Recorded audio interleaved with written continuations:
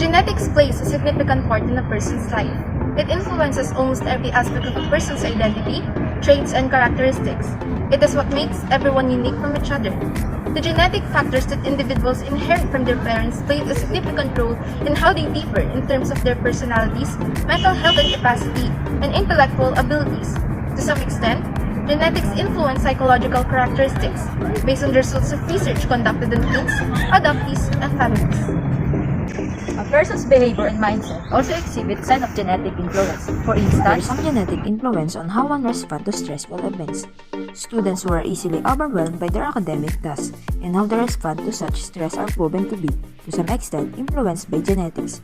Even personal aspects of a person, such as spiritual and political ideologies, are affected to some extent by genetic factors. It should come as no surprise, then, that genes also influence how families function and how the members relate to each other.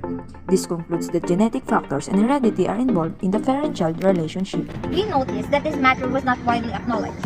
And for the past several months after the face-to-face classes began, we've also noticed how poor parent-child relationships can influence how a student performs academically. We believe that STEM students already have a lot on their minds. Furthermore, weak familial relationships and communication also bring distress and reluctance among the members.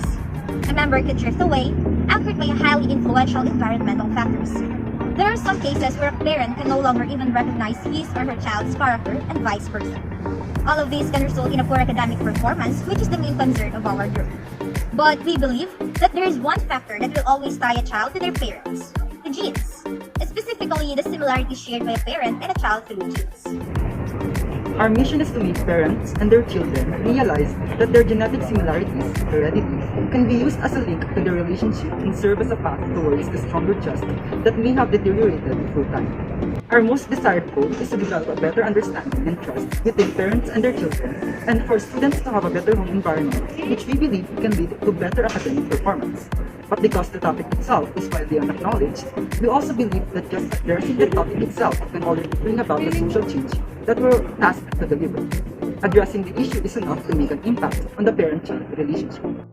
Our advocacy project is conducted with the help of our Facebook page, a website of our own making, and an email. Facebook remains to be one of the biggest social media platforms we can use, given that it is the most popular out of all the social media of our generation.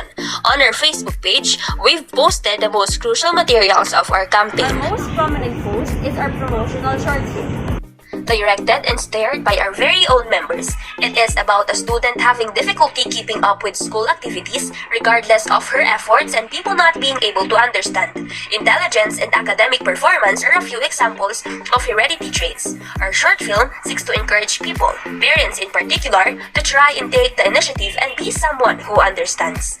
Our advocacy's title is also inspired by this goal, the HEREDITY Initiative. HEREDITY is an acronym for Heal the Parent-Child Relationship by rediscovering and directing their genetic ties to serve as a path towards the Yearned trust. Well, our advocacy title says everything about our main goal.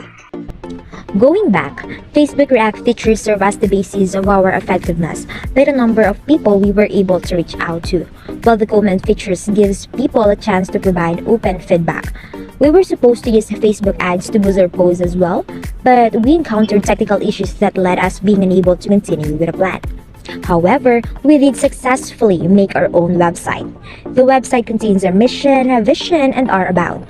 Articles and blogs, our YouTube playlists, and recommended novels were also published on the website, as well as all the materials used for our advocacy. We even have an article of our own, which is also linked to our website. Our website serves as our own domain, wherein most of our digital efforts were dedicated. Our Gmail and Facebook page are our main contact detail. These are where concerns as well as feedback were expected. We also made Padlet links, soon to be posted, wherein feedback about our advocacy is encouraged. Parent and children can leave anonymous statements and comments about their insights and reflections on the materials we post. Our main objectives for this are to assess the effectiveness of our advocacy for our audience and solicit positive and negative feedback to identify where we excel, where we lack, and how we can improve. Through this advocacy, we believe that we can create a good way of promoting and spreading awareness of how genetics influences the big picture of our lives and how it can be a path towards a better parent-child relationship, which can then make improvements to the students' academic performance.